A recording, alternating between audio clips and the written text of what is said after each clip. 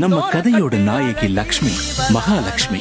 பேருக்கேத்த மாதிரியே இந்த ஊரை பொறுத்தவரை அதிர்ஷ்டக்காரி.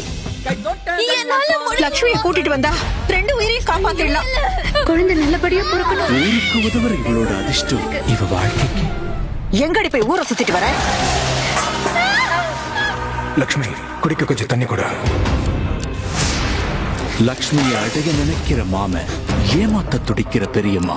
டேய் கஜேந்திரா, லக்ஷ்மிய உனக்கு கல்யாணம் பண்ணி வைக்கணும்னு நான் முடிவு பண்ணிட்டேன். இவ்வளவு கஷ்டத்திலையும் லக்ஷ்மிக்கு இருக்கிற ஒரே ஆறுதல், அம்மா, இவ மனசு எதை நினைச்சு ஏங்குதோ அதுக்கு பதிலாவே அவ அம்மாவோட வார்த்தைகள் அமையும். உன்னை கைப்பிடிக்க வருபவன் உன் கண்ணீரை துடைத்து சிரிப்பு என்ற சிறகை தருவான். அம்மாவோட ஆறுதல் கூடவே இவளுக்கு இருக்கிற இன்னொரு சின்ன சந்தோஷம், அடிக்கடி அவ கனவுல வர்ற அந்த ராஜகுமாரன்.